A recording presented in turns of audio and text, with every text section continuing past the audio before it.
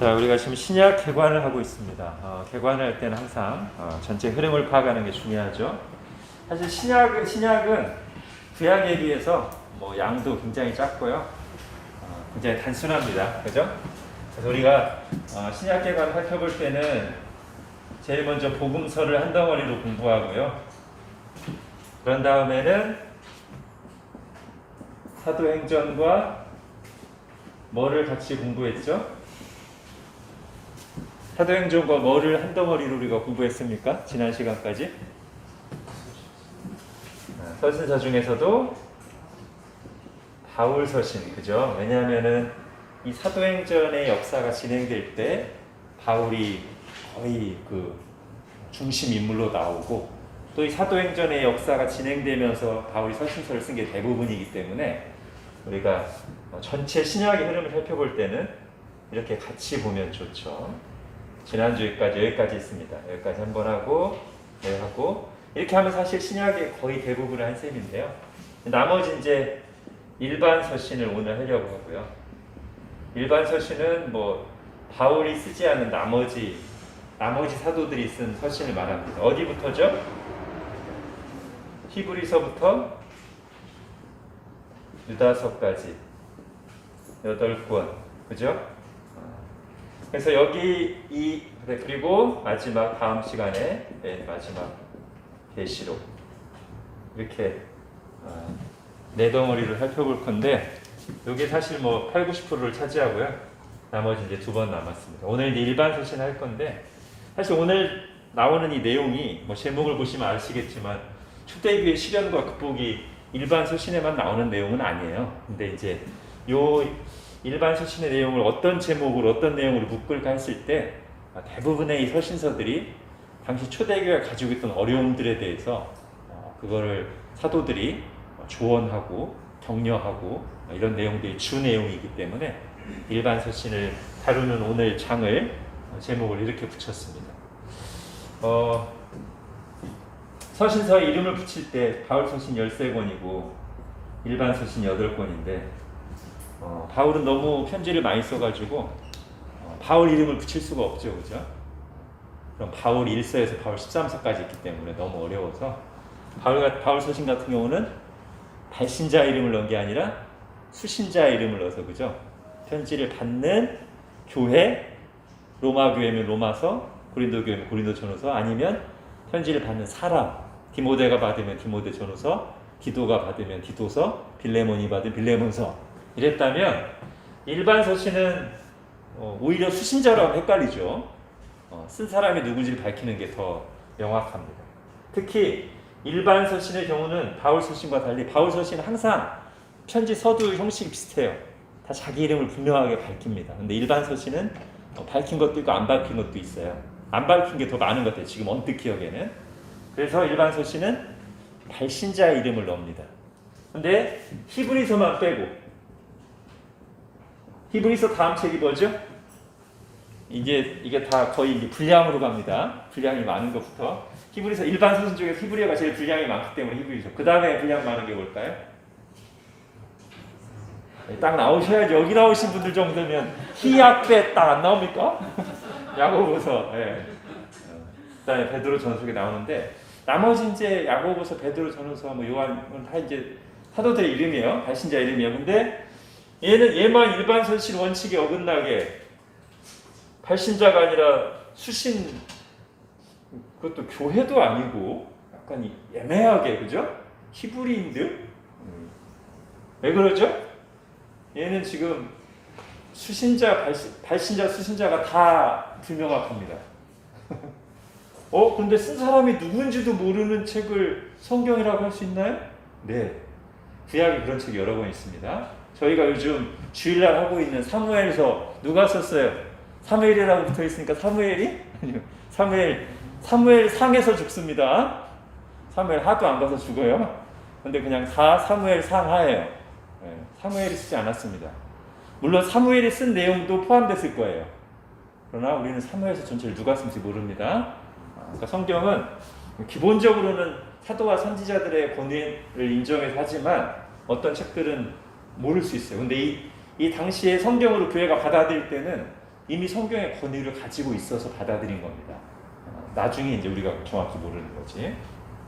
어쨌든 히브리서는 발신자를 잘 모르고요. 심지어 수신자도 지금 정확히 특정 교회나 뭐 사람이 아니기 때문에, 근데 그냥 내용상 아마도 유대인 그리스도인이었다. 유대인들 출신인데 그리스도인이 되었다가 다시 유대교로 돌아오라는 유혹 가운데, 박해 가운데 있는 사람들인 것 같아서 이제 이름을 히브리서라고 한 거지. 정확히 몰라요. 나머지들은 다 이제 발신자 이름입니다.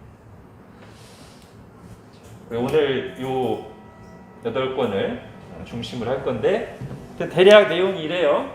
초대교회 실현과 극복인데 아주 카테고리가 명확합니다. 3개. 초대교회 3가지 실현이 있었어요. 크게. 이 실현들을 우리가 어떻게 바라볼 것이며, 어떤 것들이 있었고 어떻게 바라볼 것이고 어떻게 대응할 것인가까지 한번 살펴보도록 하겠습니다. 자, 먼저 거기 지금 책에 있는 말씀, 세상에서는 너희가 환난을 당하나 담대하라, 내가 세상을 이기었노라 라는 말씀이 있는데, 우리 성경 한 구절 한번 찾아보고 갈게요. 이 말씀도 한번 같이 읽어보고 가는 게 좋을 것 같아서. 베드로전서 5장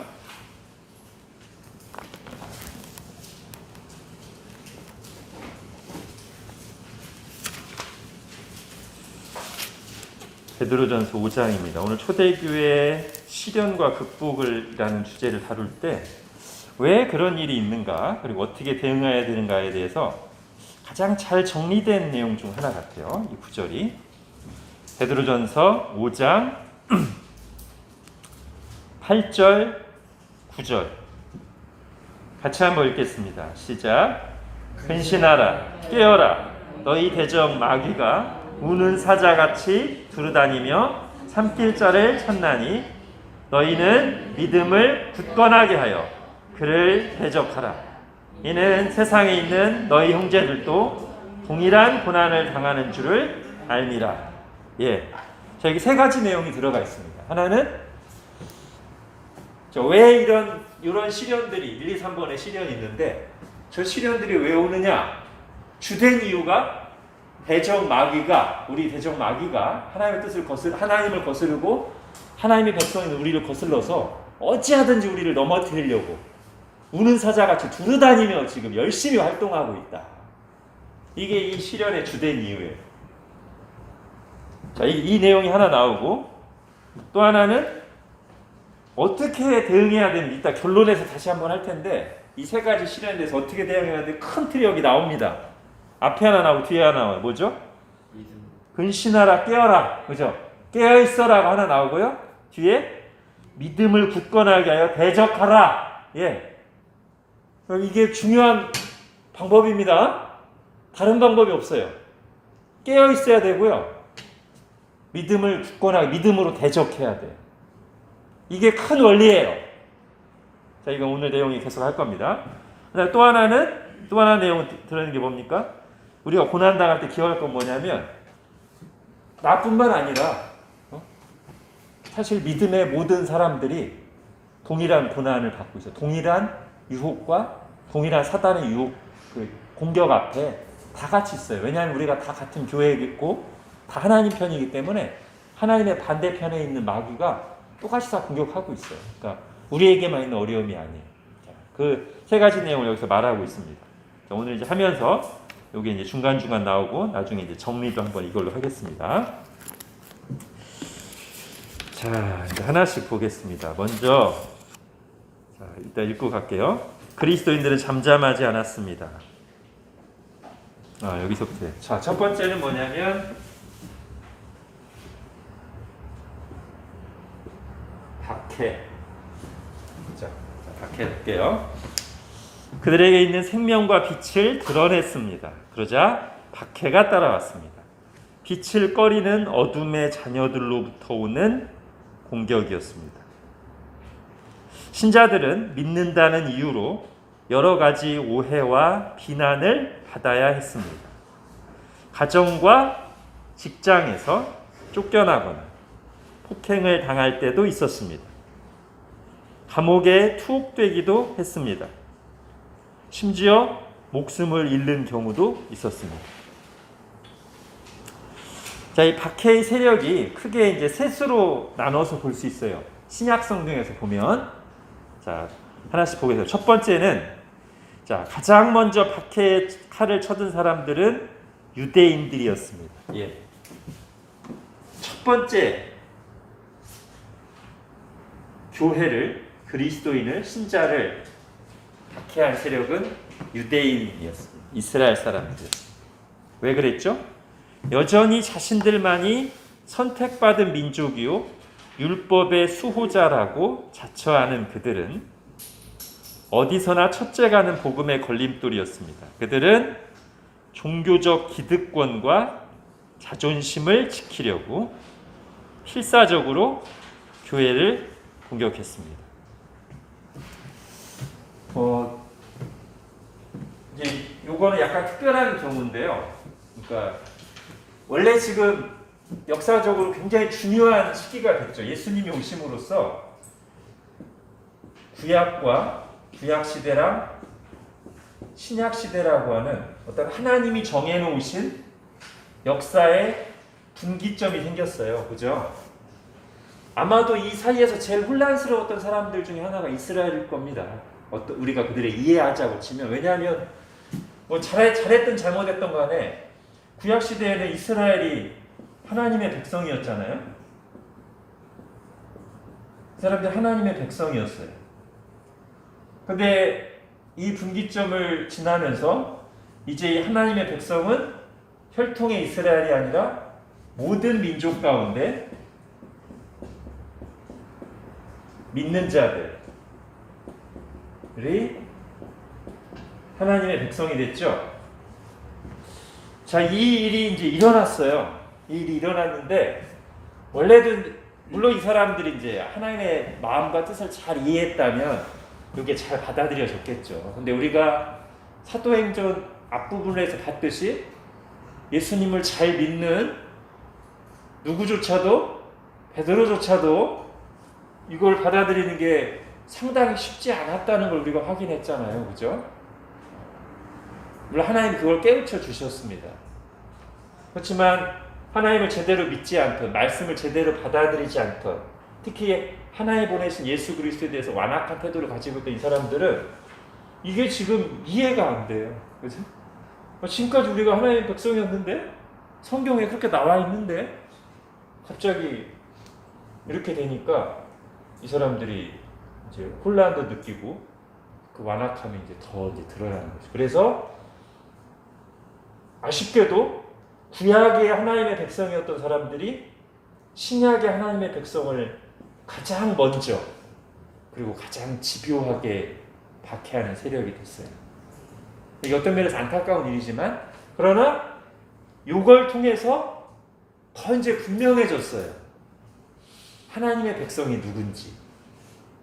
이게 이제 섞여 있지 않고 이런 현상들이 딱 계속되면서 이제는 외부에서 보기에도, 그리고 스스로도 보기에도 혈통의 이스라엘과 참된 신자들이 이제 구분되기 시작했어요. 혈통의 이스라엘이라고 해서 하나의 백성이 아니라는 것을, 그것만으로는 분명해지기 시작했어요. 그죠?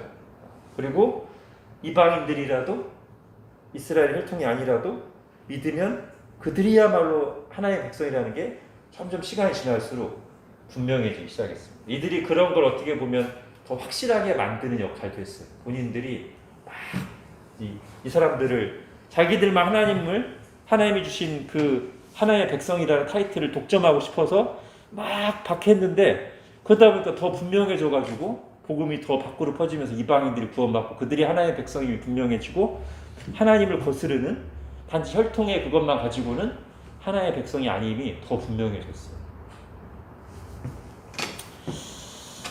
자, 어쨌든 이들이 첫 번째 이제 교회를 박해하는 세력이었고요.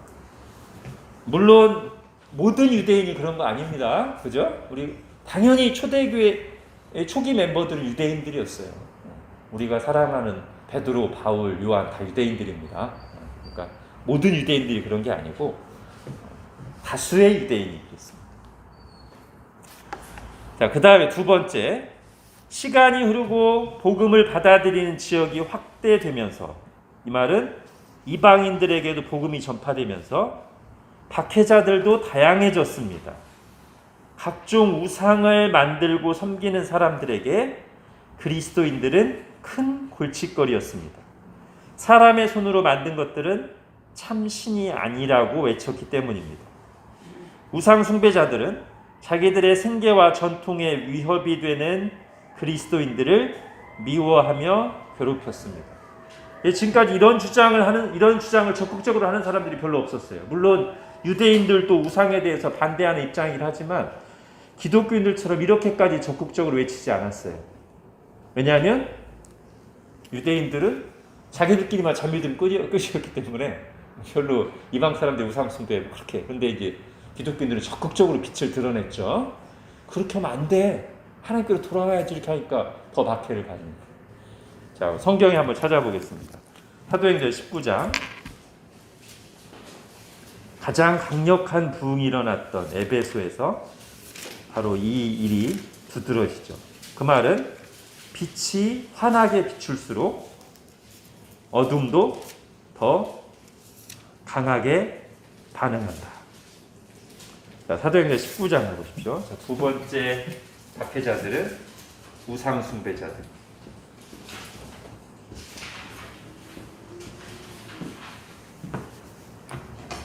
사도행전 19장 24절부터 즉 데메드리오라 하는 어떤 은장세기, 은세공업자죠, 그죠? 은으로 뭐 만드는 사람들, 은세공업자가 은으로 아데미, 보통 이제 영어 그리스 신으로 하면 아르테미스고요, 로마 신으로 영어로 표현하면 다이아나입니다. 아데미의 신상 모형을 만들어 직공들에게 적지 않은 벌이를 하게 하더니, 아주 잘 나가는 사업이었어요. 이 아데미 우상을 만들어서 은으로 만들어서 파는 사업이. 그가 그 직공들과 그러한 영업하는 자들을 모아 이르되, 여러분도 알거니와 우리의 풍족한 생활이 이 생업에 있는데. 자, 이게 진짜 이유죠, 그죠? 자, 이 바울이 에베소뿐 아니라 거의 전 아시아를 통하여 수많은 사람을 권유하여 말하되, 사람의 손으로 만든 것들은 신이 아니라 하니, 요거의 문제예요. 이는 그대들도 보고 들은 것이라. 우리의 이 영업이 천하여질 위험이 있을 뿐 아니라 큰 여신 아데미의 신전도 무시당하게 되고 온 아시아와 천하가 위하는 그의 위엄도 떨어질까 하노라 하더라. 그들이 이 말을 듣고 분노가 가득하여 외쳐 이르되, 크다 에베소 사람의 아데미여. 자, 여기 보면 아주 자세히 나와 있습니다. 아까 제가 말씀드린 것처럼 손으로 만든 눈에 보이는 신은 참신이 아니다라는 말을 바울이 굉장히 적극적으로 사람들에게 전도하면서 계속 얘기한 거예요. 빛을 막 환하게 비친 거예요. 확실하게. 그랬더니 문제가 생겼어요. 근데 이 사람이 이제 데메드리오라는 사람이 아주 정직하게 하나의 말을 했고요. 하나는 우리의 생업이 위협을 받는다. 이게 진짜 이유고, 뒤에는 명분 뭐죠? 그럴듯한 표장. 아니, 우리가 섬기는 신 아데미가 조롱받고 있다. 아데미 위험을 깎아먹는다. 이거는 사실 종교적 포장이에요. 진짜 이유는 우리의 생업이 위협받는, 우리의 이익이 침해받은. 그래서 사람들을 선동해서 강력하게 방해를 했습니다. 자, 이게 이제 여기서도 한번 나오고요. 디모데후서 4장도 한번 가보십시오. 비슷한 사람의 얘기가 한 번 더 나옵니다.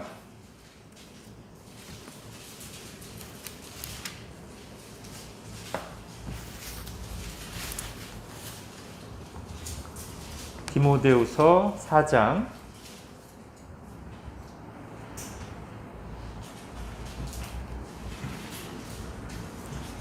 14절 15절.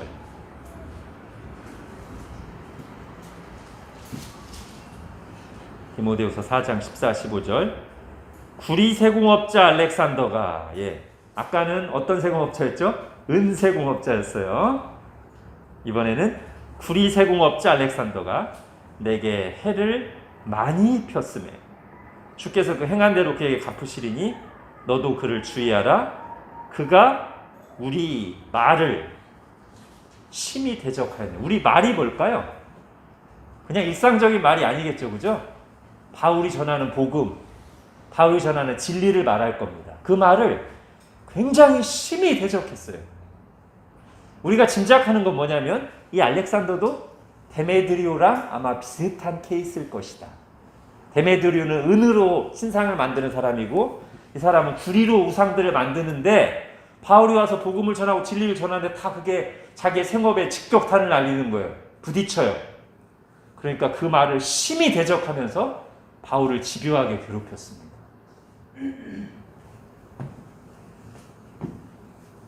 그럼 바울이 어떻게 해야 되죠? 내가 저 사람 생계에도 위협을 주고 여러 사람 힘들게 하고 나도 계속 힘드니까 이제 그 말은 그만해야 되겠다. 사람이 만들어놓은 눈에 보이는 신상은 참 신이 아니라는 말은 자꾸 내가 사람들하고 부딪히고 사람들 생계까지 위협을 주니까 그만 얘기해야 되겠다. 그래야 되나요? 어때요? 어떻습니까? 우리가 그런 유혹을 받기 참 쉬워요. 그죠? 굉장히 어려운 일입니다. 이것은. 이 말을 하면 할수록 계속 부딪혀요. 계속 공격받아요. 사람들이 막 힘들어 죽겠다고 해요. 어떡하죠? 이런 게 어려운 거예요. 그죠? 바울은 계속 한 것 같습니다. 그죠? 계속했고 이것 때문에 계속 어려움을 겪었어요. 여러분, 빛이 비추면 어떻게 돼요? 두 가지 현상이 같이 일어나요. 어둠이 물러가기도 하고요. 어둠이 반발하기도 해요. 주로 어둠이 물러가는 건 어디서 일어나나요? 내면에서 일어나요. 빛이 비추면 마음속에 어둠이 물러가요. 그 빛을 받아들인 사람의 속에서 어둠이 물러가요. 의와 평강과 기쁨이 임해요. 그죠? 어둠이 물러가고. 근데 밖에서는 아직 그 어둠에 붙잡혀 있는 사람들의 강한 반발이 일어날 수 있어요.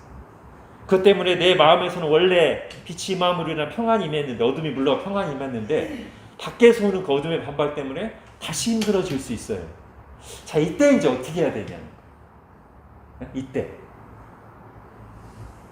밖에 있는 어둠의 반발이 두려워서 내 안에 어둠을 몰아냈던 그거를 포기할 것인가?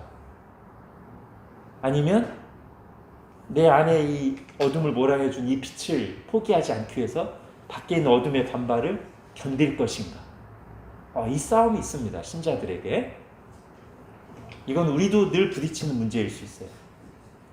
그리고 이게 보통은 제가 성경을 보거나 역사를 보거나 제 경험상으로 보면 항상 똑같은 강도로 오는 게 아니라 이렇게 오다가 한 번씩 강하게 부딪힐 때가 있어요. 그때 뒤로 물러나고 넘어지면 계속 그 선을 못 넘습니다. 근데 한번 부딪히고 하나님 앞에 막 부르짖고 매달리면서 이걸 통과하고 나면 한 단계 이제 넘어가는 거예요. 자, 아까 제가 이제 시작하면서 베드로전서 읽었죠? 자, 오는 사자같이 두루다니며 삼킬자를 찾는 사단에게 어떻게 반응해야 돼요? 앞에는 그것을 대비하기 위해서 깨어 있어야 되고 뒤에는 뭐였어요? 믿음을 굳건하게 해서 대적하라! 그죠? 야고보서도 똑같이 나와요. 야고보서 4장에도 보면 마귀를 어떻게 하라? 대적하라. 그러면 너희를 피하라. 여러분, 성경의 입장은 분명합니다. 우리가 믿음의 길을 가지 못하게 하는 그에 대해서 우리가 절대 무릎 꿇거나 타협하면 안 됩니다. 어려움이 올 것입니다. 근데 그걸 넘어가야 돼요. 넘어가야 돼요. 여러분도 그런 경험이 있으실 거예요. 저도 몇 번 넘었어요. 저도 안 믿는 가정에서 태어났기 때문에 몇 번 넘었어요. 그거 한 번 할 때마다 굉장히 힘들어요. 근데 몇 번 넘었어요. 그래야 돼요. 자, 두려워하지 않고 성경이 말한 대로 믿음을 굳건하게 하나님 매달리고 부르짖으면서 대적하고 싸우면 어려운 시간이 있지만 그 뒤에 영적으로 성장하고 평안이 찾아옵니다. 안 그러면 계속 어딘가에 갇혀있고 눌려있어요. 네. 그러기 쉬워요. 모든 게 마찬가지입니다. 죄도 그렇고. 죄도 한번 이렇게 싸워서 넘어가야지. 안 그러면 계속 거기에 이렇게 갇혀있어요. 자, 세 번째 박해 세력. 좀 더 시간이 흐른 뒤 훨씬 무섭고 광범위한 박해가 일어났습니다. 로마 제국의 황제가 주축이 되어 교회를 짓밟기 시작했습니다. 네, 세 번째 박해의 세 번째는 로마 제국이고요. 이건 우리가 초대교회사도 여기 계신 분들 상당분이 들었습니다만 아시겠지만, 이거는 좀 굉장히 어렵습니다. 굉장히 길었고요. 정말 힘든 박해였어요. 로마 제국의 황제가 주축이 되어 교회를 짓밟기 시작했습니다. 황제 숭배를 거부하고 로마의 신들을 섬기지 않는 그리스도인들을 국가의 적으로 간주하고 제거하려 했습니다. 또 네로 같은 사람이 정치적으로 이용했죠, 그죠? 이로 인해 교회는 모진 고초를 겪으며 많은 순교의 피를 흘려야 했습니다. 근데 여러분, 이때에도 로마 제국의 박해가 강하게 일어날 때도 우리 주님의 교회를 향한 말씀은 뭐죠? 요한계시록 2장에 보면 죽도록 충성하라, 인내하라. 제가 아는 한 성경 어디에도 우리의 믿음을 거스르고 우리가 믿지 못하게 하는 것에 타협하거나 굴복하라고 말하는 데 한 군데도 없습니다. 우리의 연약함을 아시고 우리를 너무나 사랑하시는 주님도 일관되게 죽도록 충성하라지, 죽을지라도 신앙을 지켜라지 타협하라고 말씀하시는 게 한 번도 없어요. 여러분 보셨어요? 성경에서? 없어요. 그때 주님께서 우리의 믿음을 붙잡아 주신 뒤 우리의 피할 길을 내신다고 하시지, 우리가 신앙을 타협하라고 하는 데는 없어요. 무거운 얘기지만 이게 맞는 겁니다. 그래서 이제 요한복음이나 요한계시록 이런 쓸 때가 이제 좀 후기잖아요. 그때 제국의 박해가 이미 시작됐고 점점 더 심해질 것이 눈에 보이는 상황이었어요. 교회의 상황은 이 거대한 로마 제국이라는 세력 앞에 바람 앞에 등불 같았어요. 그래서 주님이 보여주신 환상이 뭡니까? 요한계시록 7교회에 보내는 환상. 그때 마지막 남아있던 사도 요한은 반모섬에 그 노구의 몸으로 유배되어 있고 7교회가 바람 앞에 등불 같을 때 그때 주님이 보여주신 7교회에 보내는 편지에서 환상이 뭐예요? 7 촛대 사이를 거니시는 주님의 모습. 그죠? 그 7 촛대가 뭡니까? 교회. 주님께서 7 촛대를 지키는 별들을 붙잡고 교회를 붙들고 계신다는 것이죠. 그러면서 교회들에게 너에게 환난이 있구나, 어렵구나, 잘 견뎠다, 죽도록 충성해라, 끝까지 붙잡아라, 싸워라, 이기는 자에게 내가 상을 주겠다. 일관되게 그 얘기 하셔요. 그죠? 이 부분은 우리가 어떻게 다르게 조정할 수 있는 부분이 아닙니다. 주님이, 우리를 구원하신 주님이 이렇게 말씀하십니다. 여기서 이제 근데 하나 생각해 볼 게 있어요. 지금까지처럼 이제 계속 이런 식으로 얘기하니까, 그리고 박해라는 표현을 쓰니까 누가 누구를 공격하는 겁니까? 세상이 교회를, 그죠? 이 표현이 그래요. 근데 주님께서 교회에 대해서 처음 언급하셨을 때, 적어도 복음서에 의하면 마태복음 16장에서 교회라는 말을 주님이 처음 사용하셨는데, 그때 이런 말씀하십니다. 내가 내 교회를 세우리니 음부의 권세가 이기지 못하리라. 자, 거기서 제가 몇 번 말씀드렸어요. 음부의 권세라는 말, 그 권세가 원래 헬라어로 대문이라는 뜻이에요. 그럼 다시 대문을 넣어서 해볼게요. 내가 내 교회를 세울 건데 음부의, 어둠의 권세에 대문이 견디지 못할 것이다. 자, 이 말씀대로면 누가 누구를 공격하는 거죠? 교회가 어둠의 세력에 있는 성을 공성전을 하는 거예요. 가서 문을 부시고 성을 기어오르고 하는데 이 어둠의 세력이 견디질 못한다는 거예요. 교회가 쳐들어 들어갈 때. 그죠? 그럼 누가 누굴 공격하는 겁니까? 주님의 군대가 어둠에 장악된 이 세력에 이렇게 된 거예요. 지금 지구가 있는데 다 지금 어둠의 세력에 장악돼 있어요. 근데 또 여기 예루살렘에서부터 시작해서 주님의 군대가 여기서부터 딱 시작해서 성령을 받은 주님의 교회 군대가 진격해 들어가는 거예요. 온 유대와 사마리아 땅끝까지. 네? 그럼 어떤 일이 일어나죠? 당연히 전쟁이 일어나니까 피를 흘리죠. 그죠? 피를 흘리고 점령된 곳은 복음화된 곳은 피를 안 흘리겠죠. 적어도 박해는 없겠죠. 2번, 3번 일어날 수 있지만 1번은 별로 없겠죠. 점령했으니까. 그럼 피를 많이 흘리는 곳은 어딜까요? 아직 본격적으로 점령하고 있는 곳. 그죠? 최전방. 거기는 피를 많이 흘리는데 우린 그거를 이렇게 박해. 그러니까 표현이 박해지만 사실은 이미 어둠 속에 있는 세상에 그리스도를 가서 빛을 비추니까 아까 그 데메드리오나 알렉산더가 그랬듯이 자기가 지금까지 어둠 속에서 잘 살고 있었어요. 근데 갑자기 빛이 싹 그래서 반발하는 거예요. 내 걸 빼앗길까 봐 두려움과 분노 때문에 반발하는. 그게 박해로 나타나는 거예요. 사실 누가 싸운 건 거예요? 바울이 싸운 건 거죠. 그죠? 바울이 얌전히 조용히 어둠 속에 있는 사람들이 와서 그렇게 사람이 만든 그게 무슨 신이야. 그게 참 신이 아니야. 진짜 신은 안 보이셔. 하나님이 천지를 창조하셨고 그분이 하나님의 아들을 보내주셨어. 싸움 건 거예요. 바울이. 신자들이 싸움 건 거예요. 공성전을 막 하는 거예요. 그랬더니 반발하는 거예요. 성에서 막 돌 던지는 거예요. 지금. 자, 그럼 지금 우리나라는 어떤 상황일까요? 우리나라 박해 있습니까? 없습니까? 사실 별로 없어요. 그죠? 뭐 믿는다고 해서 교회 다닌다고 해서 막 생명의 위협을 느끼거나 사회적으로 큰 피해 보는 거 없죠. 사실. 그 말은 우리나라 기독교 역사가 짧지만 상당히 많이 강력한 싸움을 싸워서 우리 믿음의 선배들이 상당히 점령을 했다는 것이죠. 영향력 있는 세력이 됐다는 것이죠.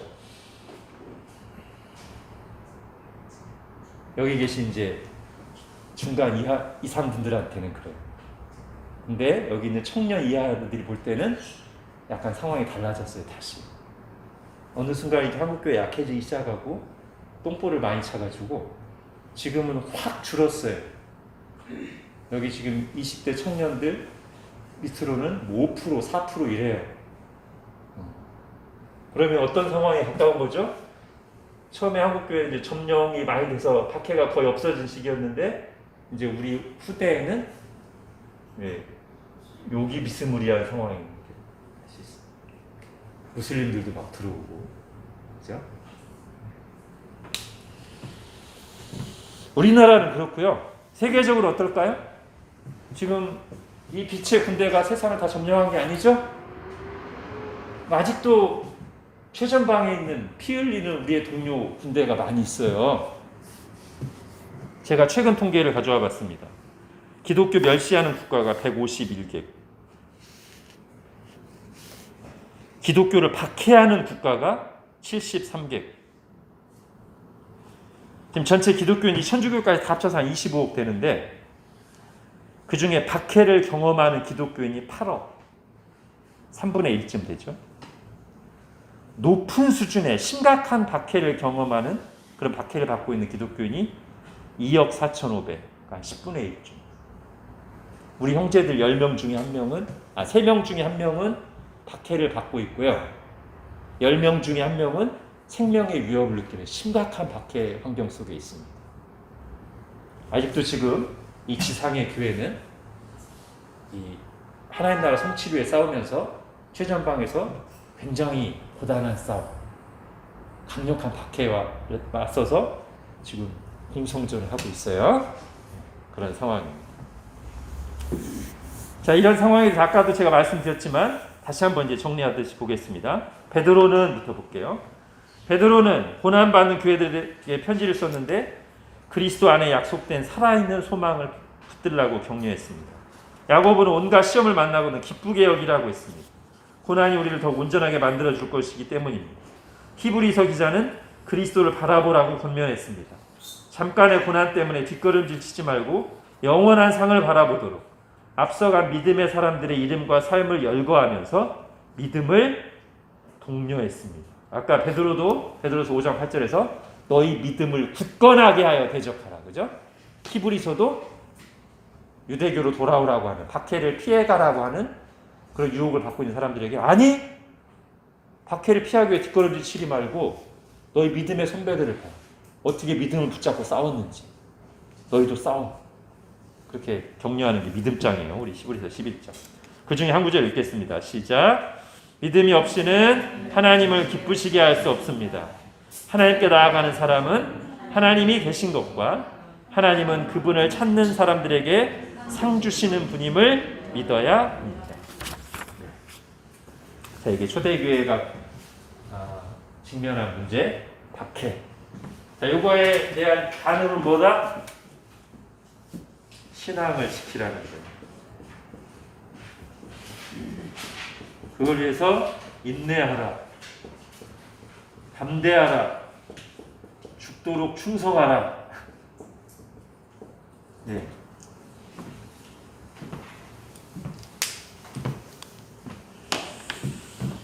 자, 이제 두 번째 문제로 넘어가겠습니다. 초대교회가 직면한 두 번째 심각한 문제. 자, 교회를 넘어뜨리기 위한 사탄의 또 다른 공격은 이단과 거짓 사상이었습니다. 예, 두 번째는 이단입니다. 자, 여기서부터 이제 우리하고도 이제 계속 연결이 되죠. 2번, 3번은. 자, 그 중에서 첫 번째, 이번에도 유대인이야, 유대주의.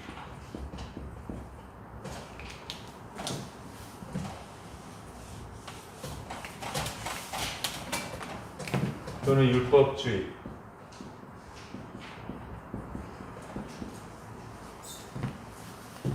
유대인의 편견을 버리지 못한 어떤 사람들은 오직 믿음으로만 구원받는다는 사실에 반대했습니다.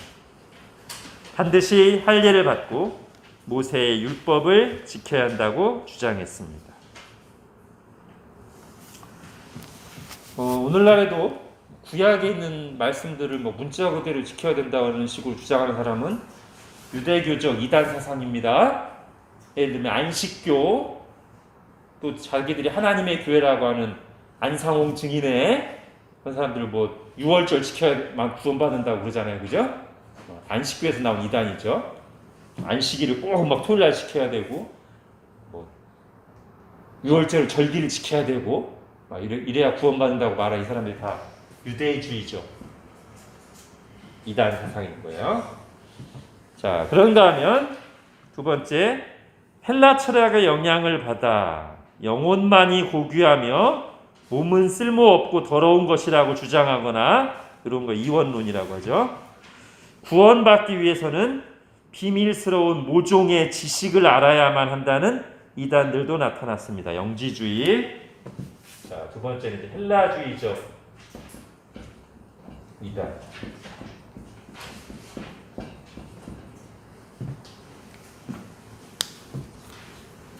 이들 중 일부는 결혼과 고기 음식을 금지하는 극단적인 금욕에 빠졌습니다.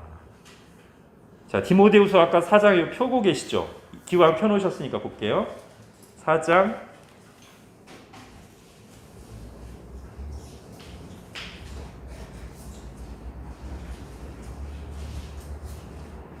4장이 아닌가요?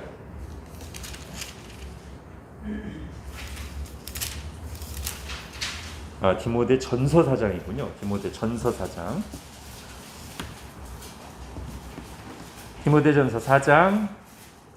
그러나 성령이 밝히 말씀하시기를 후일에 어떤 사람들이 믿음에서 떠나 미혹하는 영과 귀신의 가르침을 따르리라 하셨으니 자기 양심이 화인을 맞아서 외식함으로 거짓말하는 자들이다. 혼인을 금하고 어떤 음식물은 먹지 말라고 할 터이나 음식물은 하나님이 지으신 바니 믿는 자들과 진리를 가진 자들이 감사함으로 받을 것이니. 요 부분에 대해서 지금 바울이 얼마나 강한 표현을 쓰는지 보십시오. 1절에서 미혹하는 영과 귀신의 가르침을 따르고 양심이 화인을 맞아서 외식하는, 굉장히 강한 표현을 쓰죠. 이거 조금 이따 정리하겠습니다. 자, 이렇게 극단적인 금욕에 빠지는 사람이 있는가 하면, 그러나 또 이 다른 이들은 어차피 중요하지 않은 육체이니만큼 무엇을 해도 상관없다며 성적 타락과 방종을 일삼았습니다. 약간 구원파가 이쪽으로 가는 경향이 좀 있었어요. 요즘에는 이거 약간 보완한 것 같긴 해요. 근데 구원파가 약간 이런 게 있었습니다. 예전에 보면 진리에서 벗어난 교훈이 사람들로 하여금 정반대의 양극단으로 치우치게 만들었습니다. 그러니까 기독교는 영혼과 육체를 전인격으로 보고 이게 잘 균형을 갖춥니다. 그죠? 육체나 물질을 그 자체로 너무 부정하게 보거나 그렇게 하는 건 별로 기독교적이지 않습니다. 그죠? 너무 육체를 중요하게 여겨도 안 되지만, 그러다 보면 영이 죽지만, 반대로 영혼을 중요하게 여긴다고 너무 육체를 소홀히 하거나 부정적으로 보는 것도 기독교적이지 않습니다. 요즘 성경에 읽은 것처럼 우리는 영혼과 몸이 다 하나님이 주신 걸로 알고 있어요. 몸이 더러운 게 아니에요. 누군가 죄성을 가지고 있다면 마음이 더럽다고 했잖아요, 주님이. 그죠? 근데 왜 자꾸 몸만 괴롭혀? 마음이 더러운 거. 우리는 그렇게 한쪽으로 치우치면 안 됩니다. 자, 이게 이제 어디까지 가냐면, 이런 사상은 예수님을 이해하는 일에도 영향을 미쳐서 예수님은 진짜 인간의 몸으로 오셨던 것이 아니라는 교리까지 등장했습니다. 그렇죠. 이 헬라지 입장에서 볼 때는 물질이나 몸은 더러운 거예요. 영혼의 감옥 같은 거예요. 그런데 어떻게 하나님의 아들이신 분이 이런 더러운 이런 육체로 입고 오셨다? 받아들이기가 싫어요. 그래서 실제로 인간이 되신 것이 아니라 단지 그렇게 보였을 뿐이라는 거죠. 가현설, 가짜로 그렇게 보였다. 결국 지식을 자랑하던 그들은 복음의 핵심인 성육신과 십자가 대속의 죽음을 부인하는 데까지 이르렀습니다. 자, 그래서 요한 문서에 보면, 그러니까 요한복음이나 요한일서 이런 데 보면 이것을 의식한 듯한, 이것을 반박하기 위한 듯한 내용들이 있어요. 예를 들면 요한일서 4장 볼까요?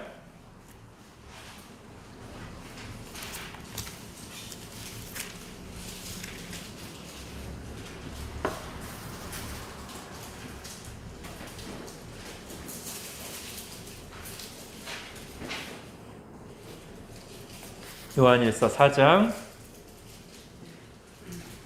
1, 2절 같이 읽겠습니다. 시작. 사랑하는 자들아, 영을 다 믿지 말고 오직 영들이 하나님께 속하였나 분별하라. 많은 거짓 선지자가 세상에 나왔습니다.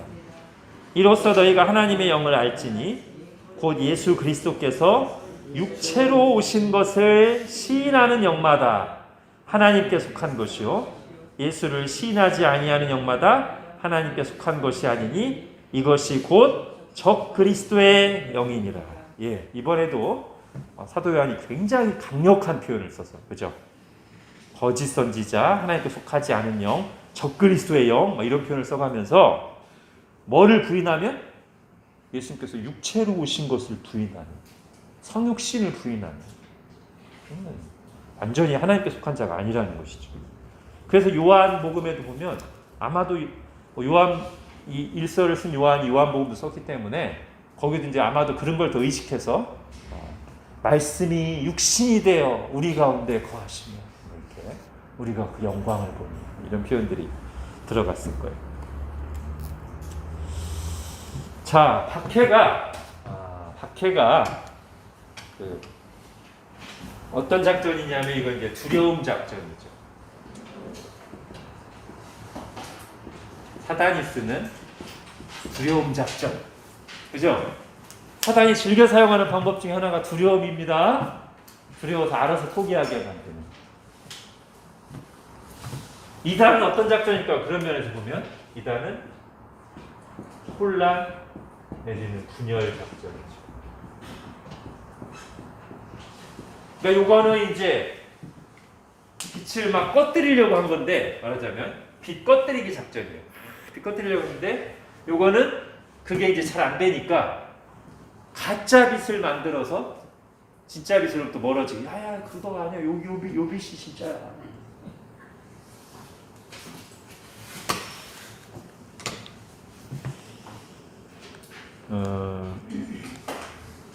지금 뭐 아까 이제 우리 한국 같은 경우는 사실 박해는 사실상 별로 없지만 이단은 엄청 많죠, 그죠? 엄청 많습니다. 지금 뭐 한국에서 발생한 이단들이 막 세계적으로 활동하고 있죠. 신천지나 뭐 하나님의 교회 안증 이런 데는 막 세계 지부도 엄청납니다. 통일교도 그렇고 아주 한국에서 발생한 이단들이 세계적으로 활약하고 있습니다. 그러니까 이단은 그 자체로 이제 영혼의 약탈자들인데 또 하나 해가 있죠. 이단의 또 하나 해는 뭐죠? 이제 보통 이단들이 이제 이단들의 전도 대상은 교회 전도 대상은 안 믿는 사람인데 이단들의 전도 대상은 꼭 교회 다니는 사람 전도해. 그런데 또 하나 해는 뭐냐면 이 이단들이 자기들이 기독교라고 제대로 하나님 믿는 거라고 하면서 기독교 간판을 내걸고 있으니까 세상 사람들이 볼 때는 요놈들의 나쁜 행동, 어이없는 행동까지 다 교회가 하는 걸로 뒤집었어요. 이번에 코로나 상황에서도 보십시오. 신천지, 인터코, 신비주의적인데 이런 데들 다 그냥 우리 같이 도매금으로 취급받잖아요. 다 기독교 똑같은 놈들이야. 다.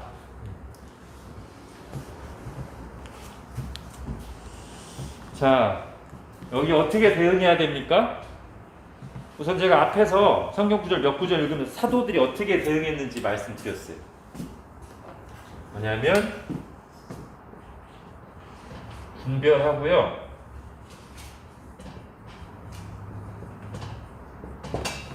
네, 정죄까지 해야 돼요. 이단. 우리가 보통 정죄라고 하면 항상 나쁘게만 사용합니다만 이단은 이단으로 정죄를 해야 돼요. 이거 이단이야 라고 정죄를 분명히 해야 돼요. 아까 바울도 그랬고 요한도 그랬고 그죠? 이건 귀신의 영, 미혹하는 영의 가르침이다. 이건 적그리스도의 영이다. 잘못된 것에 대해서 분명하게 이거는 이단이라고 규정을 해야 돼요. 정죄를 해야 돼요. 그게 교회를 위한 일이에요. 그죠? 에베소 교회도 칭찬받았죠. 계시록 2장에 보면 에베소 교회 칭찬받았잖아요. 왜 칭찬받았어요? 요거 잘해서 그래요. 그죠? 네가 니골라 당의 행위를 미워하는도다. 오케이, 나도 그래. 잘하고 있어. 그죠? 우리가 이단에 대해서도 그냥 막연한 행동, 물에 술탄도 술에 불탄도 그러면 안 됩니다. 신천지나 안장홍 증인이나 이런 구원파나 잘못된 이단에 대해서 아주 분명하게 분별하고 정죄를 해야 돼요. 이단이다. 분명하게 얘기해요. 그러면서 잘 배우고 가르쳐야죠.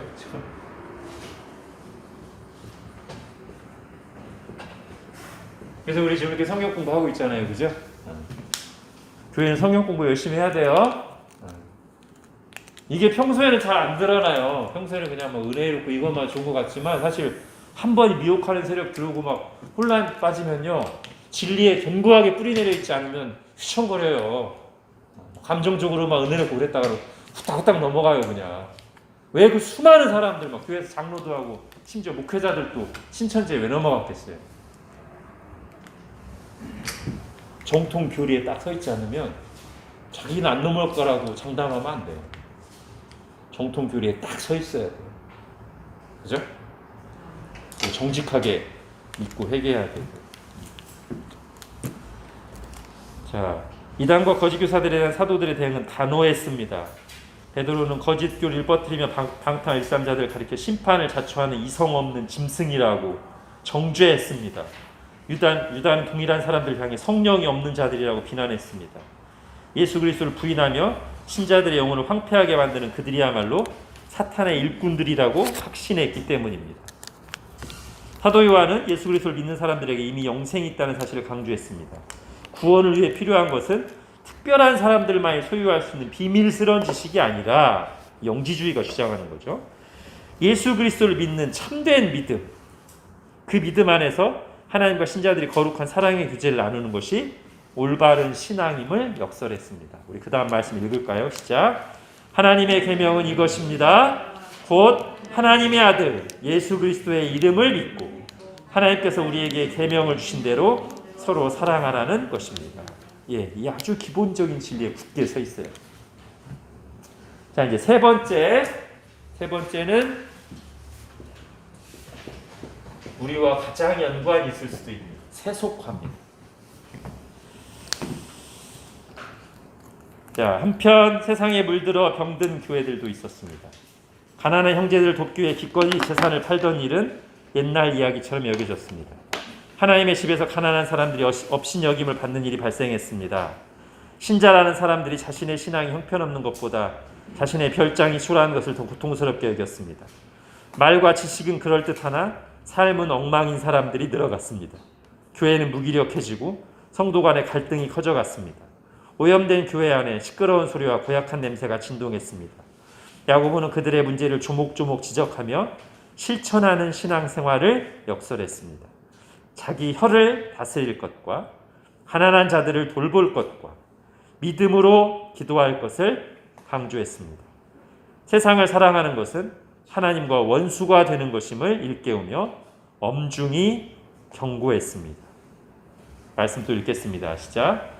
마치 영혼 없는 몸이 죽은 것 같이 행함이 없는 믿음도 죽은 것입니다. 아마도 이 모습은 디모데후서 3장 잘 나올 것 같아요. 야고보서에도 많이 나오지만 디모데후서 3장부터 한번 볼게요.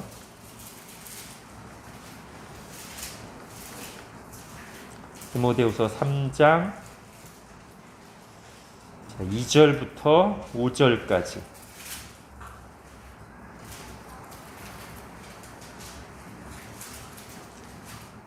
(2절부터 5절까지) 천천히 같이 읽겠습니다. 시작. 사람들이 자기를 사랑하며 돈을 사랑하며 자랑하고 교만하며 비방하며 부모를 거역하며 감사하지 아니하며 거룩하지 아니하며 무정하며 원통함을 풀지 아니하며 오함하며 절제하지 못하며 사나우며 선한 것을 좋아하지 아니하며 배신하며 조급하며 자만하며 쾌락을 사랑하기를 하나님 사랑하는 것보다 더하며 경건의 모양은 있으나 경건의 능력은 부인하니 이 같은 자들에게서 내가 돌아서라. 예. 이게 세속화된 모습을 참 잘 보여주는 거고, 지금 오늘 이 시대 적용에도 너무 잘 적용돼요. 그죠? 자기를 사랑하며 돈을 사랑하며 원통함을 풀지 않고 절제하지 못하고 쾌락 사랑하고 경건의 모양은 있으나 경건의 능력은 부인하는. 와, 이 시대 적용에도 너무 잘 맞아요. 이게 이제 최근에 우리가 구약으로 따지면 이스라엘의 뭐랑 비슷하냐면, 뭐랑 비슷해요. 그렇지 않습니까? 그죠? 우상숭배. 우리 사무엘상 7장 하면서 우상할 때 우상이 결국 보면 두 종류라고 했잖아요. 하나는 만족을 채우기 위한, 공허하니까 만족을 채우기 위한 우상이 있고, 하나는 두려우니까 의지하기 위한 우상이 있어요. 그게 구약에서는 이제 바알과 아세라 같은 건데, 아스타롯 같은 건데, 신약으로 보면은 지금 바울이 말한 것처럼 돈과 쾌락이에요. 그죠? 그리고 이렇게 되면 어떻게 된다? 여기 지금 바울이 말한 경건의 모양은 있으나 능력은 없어요. 선을 행할 힘도 없어요. 영적으로 무기력해요. 그죠? 우리 하면서 7장을 했잖아요. 원래 하나님의 백성이기 때문에 의와 평화와 기쁨이 있고 주변 민족들에게 영향을 끼치고 살아야 되는데 우상을 숭배하는 동안에 영적으로 너무 무기력해요. 맨날 블레셋에서 짓눌려 있고 끌려다니고 이길 힘이 하나도 없어요. 그게 이제 현대적으로 표현하면 딱 이거예요. 지금 디모데후서 3장에 나오는 이게 바로 세속화된 신자의 너무 무기력하고 위선적인 그런 모습이죠. 근데 우리가 누구를 판단할 게 아니라 우리가 얼마든지 이렇게 될 수 있어요. 깨어있지 않으면. 이 시대는 너무 그러기 좋아요. 예로 들었지만 이게 막 갑자기 엄청난 죄로 오는 게 아니라 지금 뭐 모두 여기 모두 다 유튜브나 SNS, TV, 영화 별거 아닌 거 그냥 슬슬 허용하기 시작하면 그냥 그게 시간 가는 줄 모르고 잡아놓고 그냥 멍해져가지고 가만히 묵상이 안 되고 그냥 그렇게 될 수 있어요.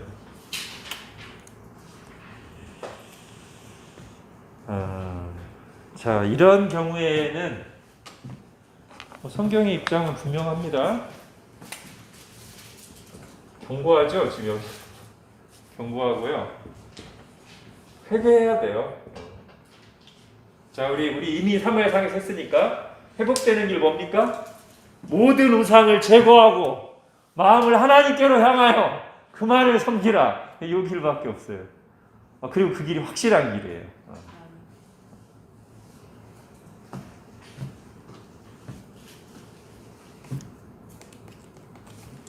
자, 이제 아까 했던 걸로 해서 이제 정리를 할게요. 시간이 거의 다 됐으니까. 아까 우리 이 초대교회 시련과 극복하면서 요거까지 하고 해야 돼요. 저게 두려움 작전, 혼란 분열 작전이라는 자멸 작전. 자멸 작전 하면 생각나는 게 있습니다. 그 민수기 25장에 보면 그 이스라엘 하나님의 군대가 가나안 땅을 딱 노려보면서 모압 지역까지 딱 왔잖아요. 모압 왕 발락이 겁을 먹었어요, 그죠? 좀 애굽도 무너뜨리고 다른 나라들도 이렇게 막 지나서 오는 저 무서운 하나님의 군대 어떻게 하지? 그래서 처음에는 발람이라는 거짓 선지자를 불러서 어떻게 해보려고 했는데 발람이 처음에는 말을 안 들었죠, 그죠? 물론 발람 마음에는 욕심이 있었지만 하나님이 이렇게 발람 한동안 이렇게 주장하셔가지고 발람이 오히려 이제 이스라엘 볼 때마다 3번이나 축복했어요. 이제 그러고 끝난 줄 알았더니만 나중에 결국 이 발람이 발락의 그 돈에 넘어가가지고 어떤 작전을 구사합니까? 요 작전을 구사해요. 작전. 싸워서 될 사람들이 아니고 내가 지금 뭐 저주할 수도 없고 좋은 방법이 있다. 자멸하게 하면 된다. 그래가지고 바알 부올이라는 곳에서 아주 그 음란한 여자들 동원해가지고 여자들과 함께 성적으로 무너지면서 우상숭배에 빠지게 만들어. 그러니까 하나님이 알아서 심판하시죠, 그죠? 보여요. 아마 사탄도 이 방법이 제일 잘 통하는 줄 알 것 같아요. 이런 건 이렇게 다 눈에 보이니까 막 깜짝깜짝 놀라는데 이거는 그냥 따뜻한 물 안에 있는 개구리처럼 가만히 있다 죽어가는 거예요. 이 시대가 제공하는 여러 가지 그냥 영상들 뭐 이렇게 보다가 그냥 당장 딱 봐서는 크게 문제도 없는 것 같아요. 근데 쭉 보다 보면 뜨거운 물 안에 개구리처럼 이렇게 퍼져서 영적으로 아무 힘이 없어요.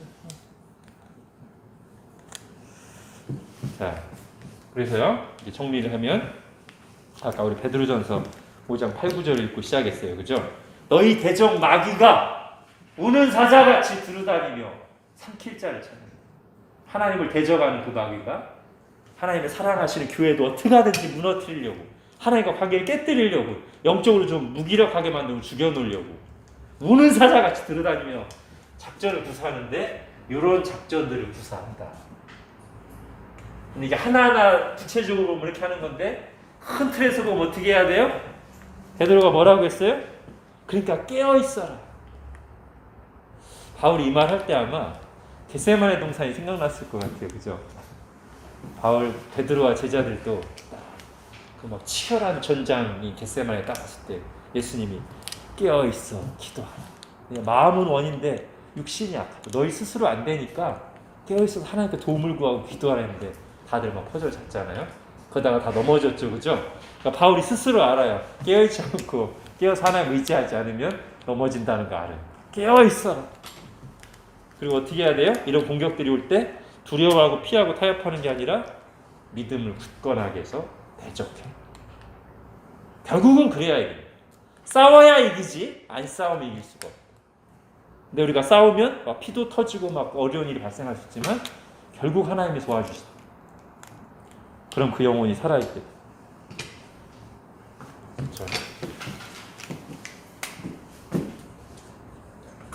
깨어있으라.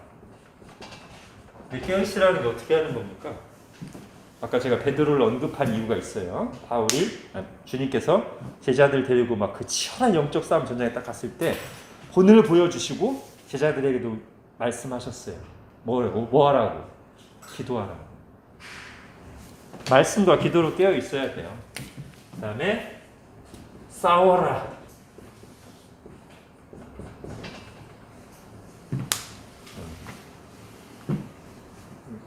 그러니까 파이팅 할 때 싸움은 이제 지치기도 하고 힘들 수도 있지만 파이팅 할 때만 영혼이 살아있거든요. 영적으로 특히 그래요. 그러니까 싸우지 않는 영적으로 이렇게 무기력한 사람들이 볼 때는 또 사탄에게 이미 반쯤 넘어간 사람들이 볼 때는 저렇게 사는 게 피곤할 것 같아. 열심히 깨어있는 신자들 볼 때 피곤할 것 같아. 이렇게 막 직장인도 바쁘고 그런데 또 막 저렇게 막 교회도 나가고 매일 말씀 보고 기도도 하고 피곤할 것 같아요. 근데 모르는 게 있어. 그런 사람들이 모르는 게 있어요. 그럴 때 영혼이 살아있어요. 물론 피곤할 때도 있죠. 당연히 우리 육신이 한계가 있으니까 피곤할 때도 있죠.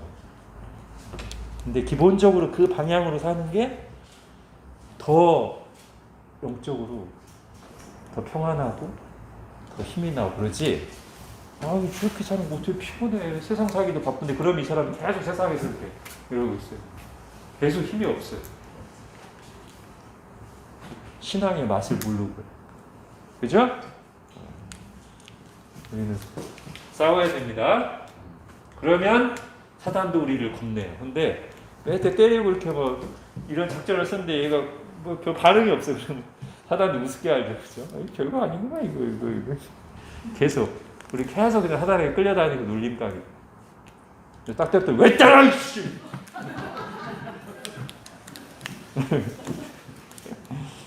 사탄도 함부로 못합니다. 성경에 2번 나왔어요. 베드로전서와 야고보서. 대적하라. 너희를 피한다. 물론 우리가 세서 피하는 게 아닙니다. 우리가 주님을 의지해 싸울 때 우리 뒤에 누가 계세요? 주님이 계시죠. 기도할 때 주님이 우리를 대신해 싸우시죠.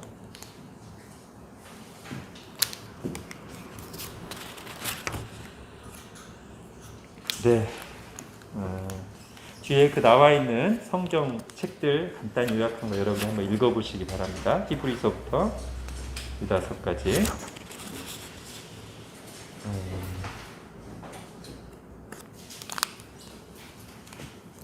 다시 한번 베드로 전서 5장 8, 9절을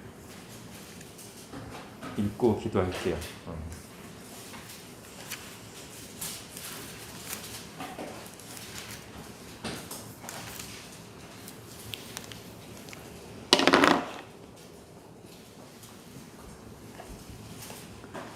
오늘 들으신 내용을 생각하면서 큰 틀에서 왜 우리에게 싸움이 있는지, 근데 그때 우리가 어떻게 반응해야 되는지, 어떻게 이걸 바라봐야 되는지 생각하시면서 베드로전서 5장 8절 9절 같이 읽겠습니다. 시작. 근신하라 깨어라 너희 대적 마귀가 우는 사자같이 두루다니며 삼킬 자를 찾나니 너희는 믿음을 굳건하게 하여 그를 대적하라. 이는 세상에 있는 너희 형제들도 동일한 고난을 당하는 줄을 알미라. 아멘.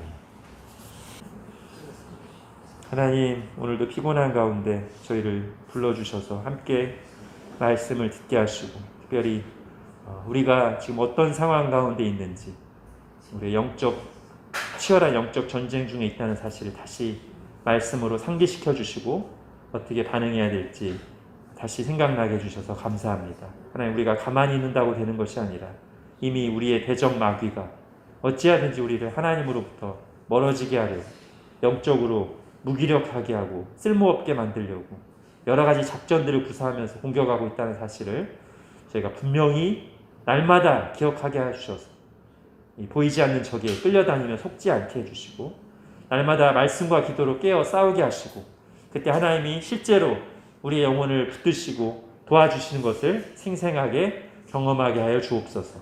주님, 뒷걸음질 치지 않게 해주시고, 무릎 꿇거나 포기하거나 타협하지 않게 해주시고, 우리가 신앙을 지키는 싸움을, 그리고 전진하기 위한 싸움을 싸우면서 점점 더 장애물들을 뛰어넘어 앞으로 나아가는, 점점 더 성장하고 영적으로 견고해지는 저희들, 그리고 우리 교회 되게 하여 주옵소서.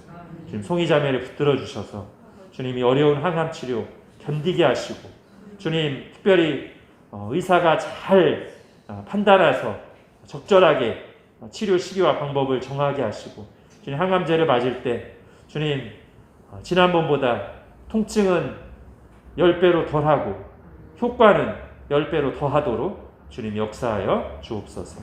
예수님의 이름으로 기도합니다. 아멘.